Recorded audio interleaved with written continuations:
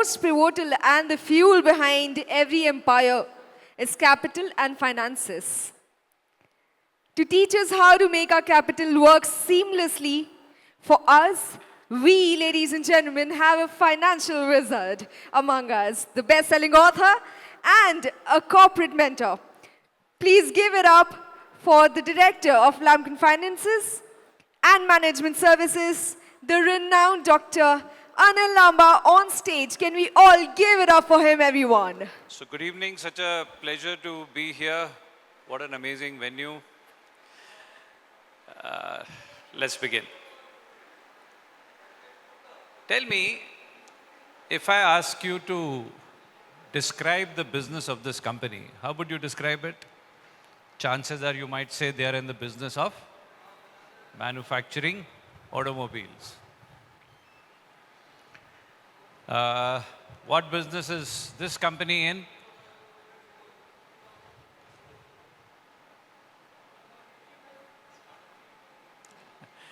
What business is this company in?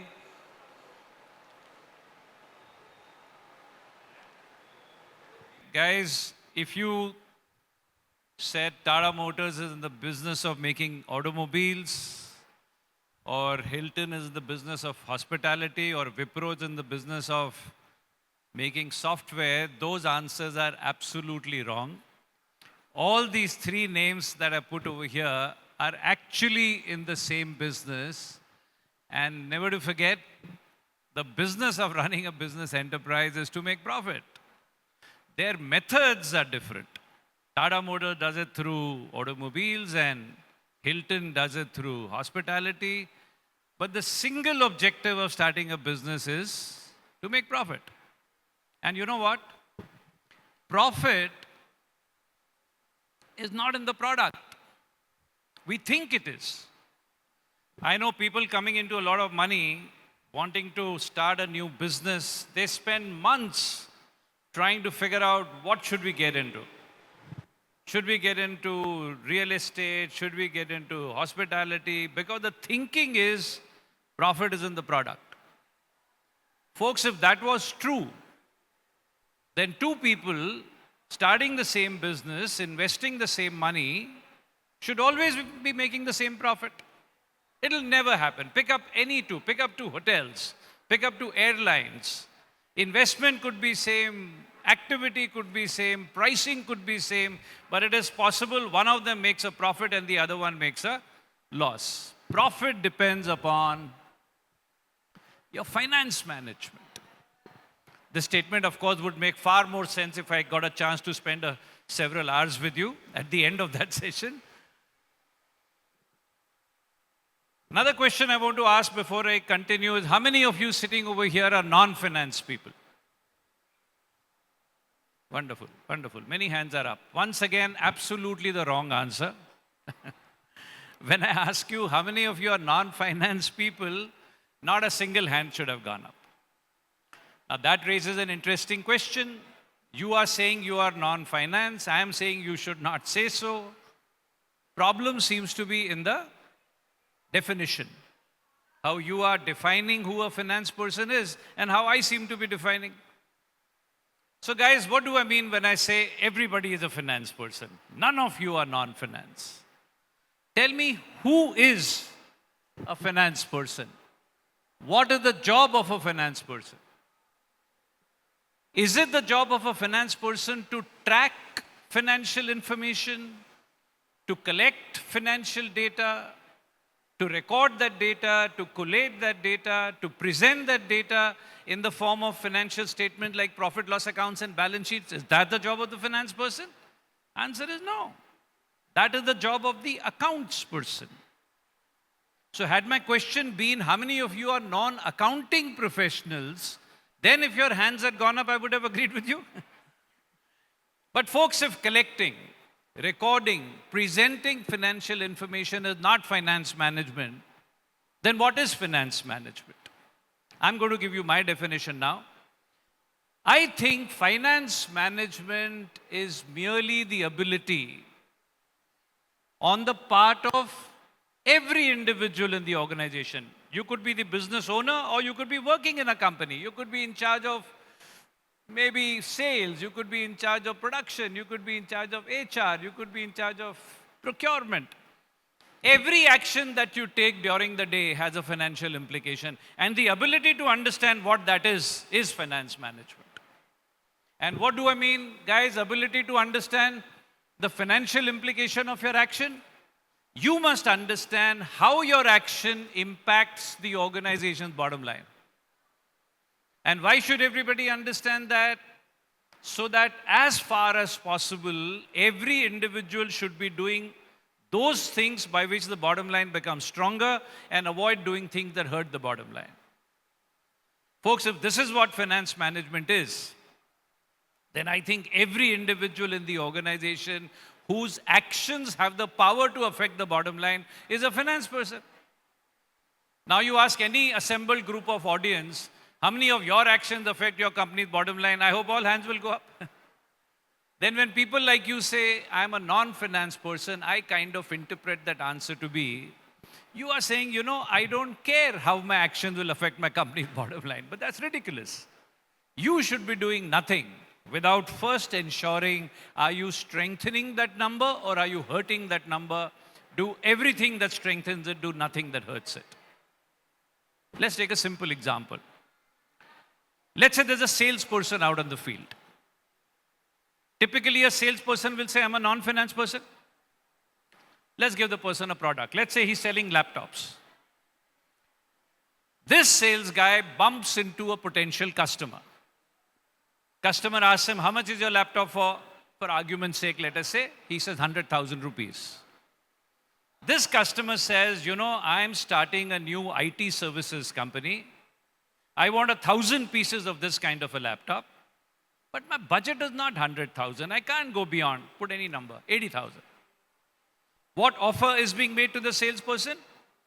That if you accept my price of 80,000, I will be happy to place an order for 1,000 pieces. Tell me, guys, such offers must be coming the way of salespeople all the while. Standing in the field, this person is now expected to say yes or no to this offer. Tell me the moment he says yes or no. Has he taken a sales decision or has he taken a financial decision? He will call it a sales decision. But I'm saying this is finance management in action. Guys, you appreciate if this person's company could afford 80,000, this salesman has just now committed a crime against the company if he said no to the customer. And if his company could not afford 80,000, he would have committed a bigger crime against the company if he said yes to the customer. Now, is there anybody from the finance department in the picture when the decision is being taken? And I can give you similar examples from virtually every function within the company. Every production decision, every hiring decision, every buying decision has a financial implication. When do organizations make a profit? You understand 24/7, whatever every individual is doing, that person's actions are either adding to the bottom line or taking away from it. When a larger percentage of people do things by which the bottom line becomes stronger and a smaller percentage hurts it, end result is positive, else it is negative. And when a company makes profit, they start patting themselves on the back, we have done everything correct. They don't even know how many people must have eaten into that number. How many non-finance people in this room? Non-finance, not accounting. But guys, since my time today is very, very short, I am going to go straight into the crux of what I want to talk to you. This is, of course, the message. A few years back, the Reserve Bank of India conducted a study of all the sick businesses in the country, the businesses that had failed. And the idea was to find out, why do businesses fail? Let's do brainstorming amongst ourselves. Why do businesses fail, guys? We are all aware India started a globalization, liberalization program with effect from 1991. Mr. Narasimha Rao from here and Dr. Manmohan Singh together started the process. Prior to 91, what was the position?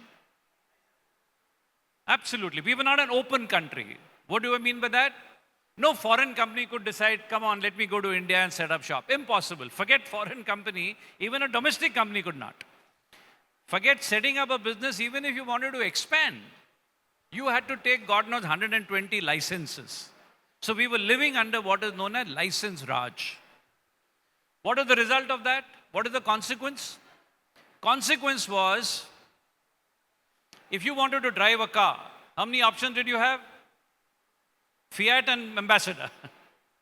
You wanted life insurance? LIC. You wanted to invest in mutual funds? UTI. Medicine making? One company, Hindustan Antibiotics. You want to fly? Air India. So quality suffers. When there is no competition, obviously quality takes a backseat. Pune, where I live, there's a company called Bajaj Auto. They used to make scooters. Then they started making motorcycles. Now they make both. I am told if somebody wanted to buy a scooter from Bajaj, you had to pay a 33% booking advance. 33% booking advance for a capital goods item like a scooter. And a father used to book and son used to get delivery. Waiting period, 7, 8, 10 years sometimes. As a result, guys, if somebody bought a scooter from Bajaj in the 60s, or the mid 70s, or the late 80s, or the early 90s, there was no difference. There was no improvement. There was no innovation. Why would you? You are the Apple of scooters. Where is the motivation? Guys, 1991, government opened up its doors. Foreign players came in. I'm brainstorming with you, why do businesses fail? Post 91, when foreign players came in, chances are they had the latest technology at their disposal. Do you think it is possible? Some of our domestic players must have found. Now competition has come from overseas. These guys are way ahead in technology. Compared to them, our technology is out of date. And we don't have the money to buy new technology. Some players in the post-91 phase could have become technologically obsolete. So guys, do you think technological obsolescence could have contributed to a certain percentage of business failures? There could be a second category of entrepreneurs who, technology-wise, were as good as anybody else. The problem was not the ability to make. Their weakness was they knew how to make, but they didn't know how to sell. Marketing inefficiency can lead to sickness, and many, many more examples of that kind. There could be a third category of entrepreneurs who knew how to make and who knew how to sell, but their misfortune was they had a very militant and unreasonable trade union, which went on extended periods of strike. For months, production came to a halt. Guys, do you think labor problems can lead to sickness? Reserve Bank of India conducted a study of all the sick businesses in the country. And their study found that out of all the sick businesses, over 95% were not sick due to any of these three reasons. That means all these reasons and some more put together were responsible for not even 5% of business failure. And over 95% businesses failed due to one reason: financial mismanagement. And I've given you Indian statistics, but my statistics applies all over the world. It is an undisputed fact in the world. If 10 businesses shut down, more than 9 shut down due to bad finance management. And recent history has told us not only companies have shut down, entire countries and economies have shut down due to bad finance management. Entire subprime crisis of the United States can be attributed solely to bad finance management. As we speak right now, there are countries in Europe, Greece, Portugal, Spain, Italy, all in South America, Venezuela, down south, Sri Lanka, all paying the price of bad finance management. But guys, what does it mean? What does it mean when I tell you 90 to 95% business failures are due to bad finance management? I'll tell you what it means to me. If someone came to me and said, you know, Anil, my business shut down. Why? I became technologically obsolete. I don't understand how to blame him. Suddenly this poor guy finds in front of him a giant has come from overseas. This giant is miles ahead in technology. Compared to this guy, that fellow's technology is way ahead, and this guy's technology is obsolete, and he doesn't have money to buy new technology. How can you blame him? Or if somebody comes and says, you know, my business failed due to labor problems, sympathies go out to him. How do you blame him? But when anybody says, my business failed due to financial mismanagement, I think the entire blame lies on his shoulders. Why did that business fail? Remember my first question to you, how many of you are non-finance? And I said, you are the real finance people? Guys, the real finance people in a company call themselves non-finance.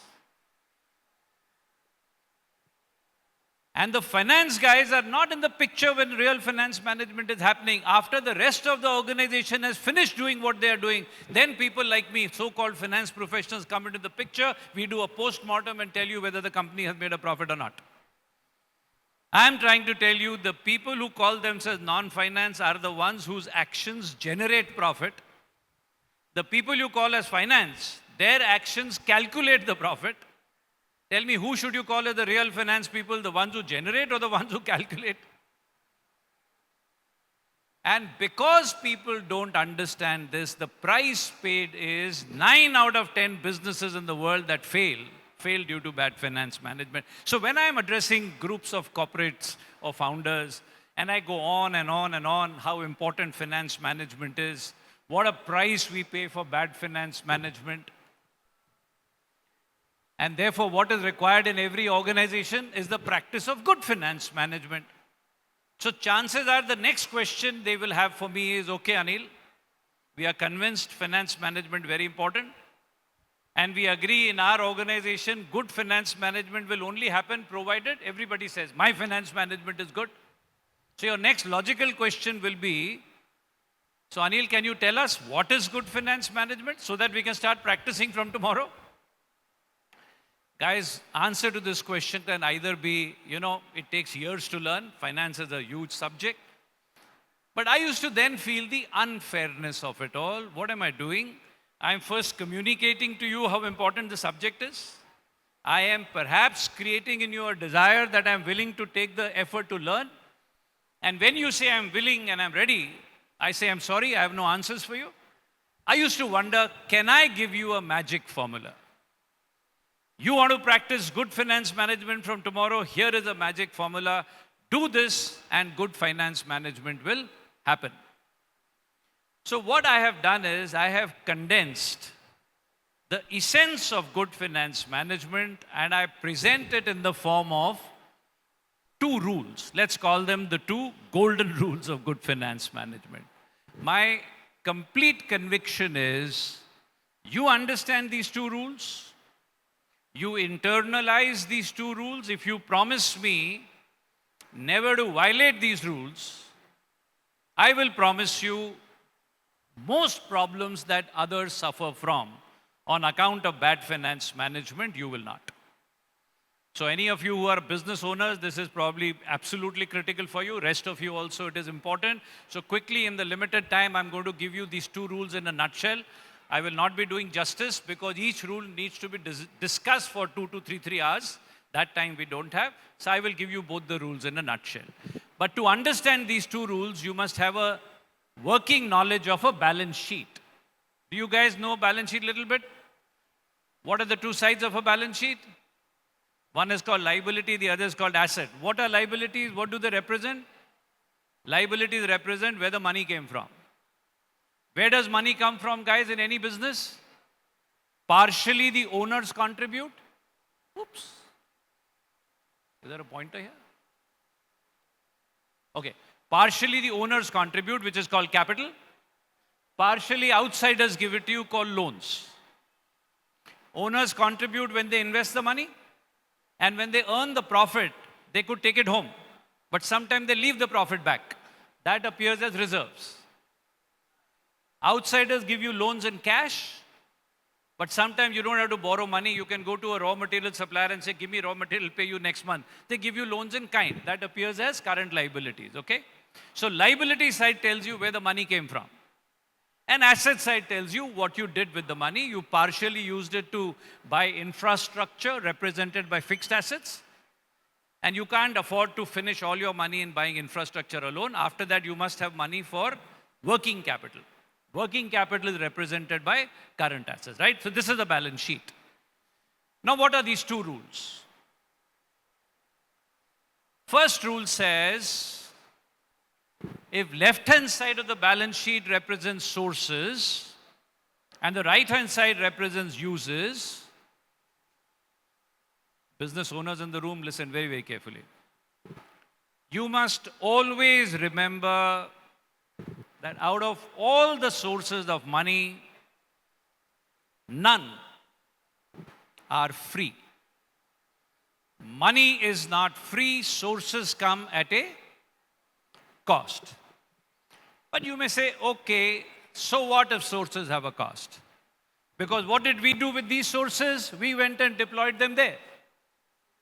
What did you acquire out of this money? You have probably acquired some fantastic assets for yourself. And what kind of assets are those? Hopefully, what you have acquired are productive assets. So, folks, if sources of money appearing on the left-hand side of the balance sheet have a cost attached to them, then the utilization of money appearing on the right side of the balance sheet has an ability to earn associated with it. And the first fundamental common sense rule of good finance management says you should never invest your money in any activity, any project, any business without ensuring that what you can earn from the right-hand side is at least equal to, preferably greater than, the corresponding cost of the left-hand side. It's an absolutely common sense rule. What does the rule say, guys? Rule says you must recognize left side of the balance sheet has a cost. Right side of the balance sheet possesses an ability to earn. When should you invest your money in any activity? Only after ensuring what you can earn from the right-hand side is either equal to or greater than the cost of the left-hand side. Guys, I called it a golden rule, but on the other hand, I think you don't even need to be literate to understand this. Even illiterate people understand. What do I mean by that? Let's say you catch an illiterate fellow. Tell him there's a money lender sitting over there. Ask this illiterate guy, will you go to that money lender and borrow maybe 10,000 rupees? This illiterate fellow goes to the money lender, borrows 10,000, but the money lender says, I'm going to charge you, say, 15% interest. Now, the moment this illiterate man walks out of the money lender shop, intercept him. Tell him, now give this 10,000 to me and I will give you 10%. What answer will you get? No. Illiterate man understands. Why is he saying no? He's not going to use this language. But he's saying no because effectively he's telling you, I can't give it to you because what you offered me has violated the golden rule number one. What was golden rule number one? First, understand cost of money. Before investing anywhere, make sure what you will earn is equal to, there's a reason I keep repeating the words equal to or greater than the cost of capital. So folks, on the one hand, I told you this is the golden rule. On the other hand, I am saying even illiterates understand. Your reaction will be, Anil, if everybody already understands this, why are you calling it a golden rule? Ladies and gentlemen, you will be amazed. You will be amazed what an illiterate person will not do. How many large corporations there are that are guilty of doing? What are they guilty of doing? They are guilty of investing their money into avenues where they are not even generating a return which is even equal to the cost of capital. And what is scary is they don't even know it. The statement may not make sense right now, because you may say, first you told us illiterates understand, now you are expecting us to believe large corporations, professionals working over there. I wish I had the time, I could have given you case after case after case of companies that shut down precisely because of this. There's this famous company in America called Bain and Company. I think they have a presence here also. Bain and Company research has found in the US, 9 out of 10 businesses routinely fail to earn even the cost of capital invested in them. 9 out of 10. I think I have that over here. Yeah.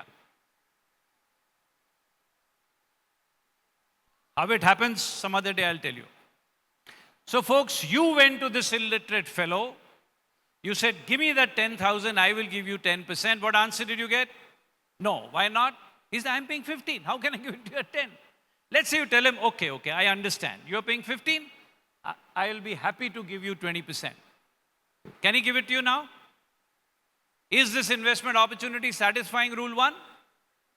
Yes. But he may still not give it to you. Now, why will he not give it to you? He will not give it to you if this investment opportunity, which satisfies rule 1, maybe doesn't satisfy rule number 2, which I haven't told you yet. In fact, rule number 2, I want you guys to draft it yourselves. Folks, when this illiterate person went to the money lender, I want to borrow 10,000, and the money lender said, all right, condition is 15% interest. And the money lender said, Mr. Borrower, one more condition. Make sure you return this money in 1 month. You went to him, you said, give it to me, I'll pay you 20%. And I will return the money in 2 months. Now, this investment opportunity satisfies rule 1, but fails to satisfy rule number 2, and therefore still should not be taken up. Can you help me put rule 2 into words, guys? What does rule 2 say? Rule 2 says, also don't forget. First, what did I tell you not to forget? Money is not free. Rule 2 says, also don't forget, none of these sources on the left come under the category called gifts. What is that heading called? It is called liability. Why is it called a liability? It means every person on the left who has given you the money today is going to be standing outside your door sometime or the other saying, I want it back. But folks, you took this money and deployed it on the right. But the people on the left are going to come asking for it back. How will you give it back? And therefore, rule number 2 says, invest your money in such a way that the assets will bring it back before the liabilities come asking for it back. So guys, if you give you these 2 rules as a graph, what do the rules say? Folks, please understand, this is the essence of finance management. If you don't understand anything about finance management except this, you'll still be able to avoid 80 to 85% of financial mismanagement related problems. Left-hand side of the balance sheet finances right-hand side. But it comes with 2 expectations. Number 1, they expect a reward. Who has to generate the income for the reward? The right-hand side. And number 2, they want their money back. And therefore, right-hand side should bring it back. You bring me 10 sick companies' balance sheets. These are not standard rules, these are my rules. But bring me 10 sick companies' balance sheet and I'll show you which of the 2 rules was violated. Had they not violated, they would not be sick. So what does rule number 1 say? It says, recognize sources have a cost. Therefore, users must earn. And not only users must earn, preferably they should earn higher than the cost. Second rule says sources are not gifts, they are liabilities. That means those who have given you the money today will expect it back, and that will involve an outflow. And where will the inflow come from? Inflow has to come from assets. But the assets must generate an inflow before the liabilities demand an outflow. Or if I give you in words, rule number 1 says investment in assets must generate a return, which is at least equal to the cost of capital. Rule number 2 says assets must bring a cash inflow before the liabilities demand an outflow. Like I said, bring me any sick company's balance sheet and I'll show you which of the 2 rules was violated. Had they not violated, that company would not be sick. Great. I think the time allotted to me is up. Any questions? Sir, Indranil here. A simple question. You say that many companies in India do not realize this and therefore they go Most sick. companies. Yeah. Not only India, internationally. Yeah, internationally. Is there any form that could be applied in corporates wherein minimum financial focus and Literacy. understanding Literacy. can be implemented at a very basic level, at an HR level, and Across the board. Across the board. I'm doing my bit. We train lakhs of people. Yeah. But I wish it No, was- because, see, sir, we live in a country and maybe other countries also where formal education doesn't have financial management at all. Correct. So if we could, these kind of things can be done, it's great. We are doing our bit, but many more people need to do it. Yeah. Great, folks. If there are no more questions, wonderful. Great pleasure coming here. Love to see this infrastructure. Thank you, Shrikant. Thanks for inviting me. Thanks a lot.